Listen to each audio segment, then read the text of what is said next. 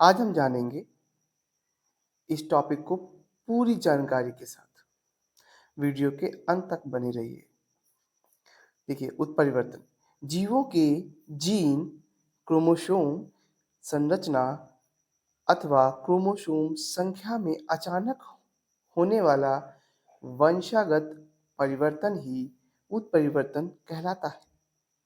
इसकी सबसे पहले खोज की थी ह्यूगो डी व्रीज ने ह्यूगो डी व्रीज ने और सबसे पहला जो प्लांट था उसका नाम था इवनिंग प्रिमरोज।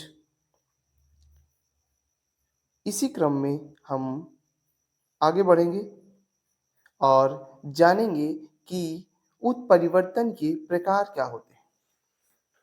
जैसा कि आप स्क्रीन पे देख रहे हैं कि उत्परिवर्तन के प्रकार दो प्रकार के होते हैं, गुणसूत्रीय उत्परिवर्तन और जीन उत्परिवर्तन।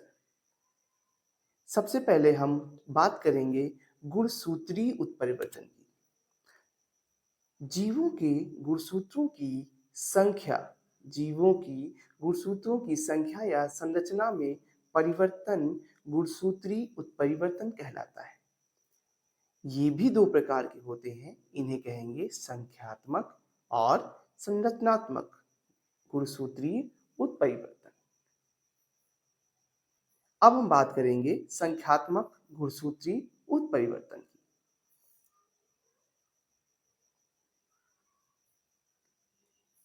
चलिए देखिए, जो संख्या में होने वाले जो परिवर्तन होते हैं, ऐसे परिवर्तनों को हम संख्यात्मक गुणसूत्रीय उत्परिवर्तन कहते हैं। इनके भी दो प्रकार होते हैं, जिसे कहेंगे एक न्यून सूत्रता, दूसरा कहलाएगा एकाधिसूत्रता। एक न्यून सूत्रता में जो है एक क्रोमोसोम की हानि होगी, जिससे क्रोमोसोम की संख्या में कमी आएगी। जैसा कि आप जानते हैं कि मनुष्य में क्रोमोसोम की संख्या 46 होती है। एक क्रोमोसोम कम हो जाने पर उसमें 45 क्रोमोसोम्स बचेंगे। ऐसी अवस्था में या तो जीव में कोई रोग की उत्पत्ति हो जाती है या फिर नई प्रजाति का जो है आरंभ हो जाता है। अब देखेंगे एकाधिसूत्रता, इसे कहते हैं ट्राइसोमी। इस ट्राइसोमी में होगा कि एक गुणसूत्र की अधिकता हो जाएगी, जिससे गुणसूत्रों की संख्या 47 हो जाएगी।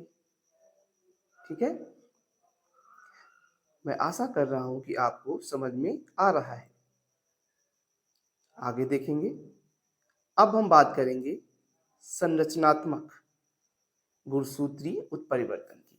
इसमें ज़्यादा कुछ तो नहीं होता, परंतु इसमें गुणसूत्रों की संरचना में परिवर्तन देखने को मिल जाते हैं, जिससे गुणसूत्रीय उत्परिवर्तन कहा जाता है। चलिए इसी क्रम में आगे बढ़ेंगे। अब हम बात करेंगे उत्परिवर्तन के दूसरे भाग का, जिसका नाम है जीन उत्परिवर्तन। इसे जीन म्यूटेशन भी कहा जाता है। पहले पॉइंट्स में हम बात करेंगे जीन की संरचना में हुए बदलाव जीन उत्परिवर्तन कहलाते हैं। जीन संरचना में हुए बदलाव जीन उत्परिवर्तन कहलाते हैं।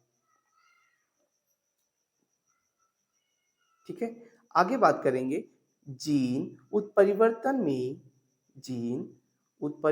में किसी डीएनए के नाइट्रोजन क्षार युग्मों में हुए उलटफेर के से उत्पन्न हो सकते हैं। ठीक है, इसमें नाइट्रोजन क्षार पाए जाते हैं डीएनए में। कौन कौन से? प्यूरीन और पिरिमिडीन। इनमें हुए उलटफेर के कारण जो है एक नई प्रजाति की उत्पत्ति हो जाती है। इसे ही जीन उत्परिवर्तन कहते हैं। अब हम आगे बात करेंगे तो आप देख सकते हैं बिंदु उत्परिवर्तन किसे कहते हैं। जीन उत्परिवर्तन जिसमें एकल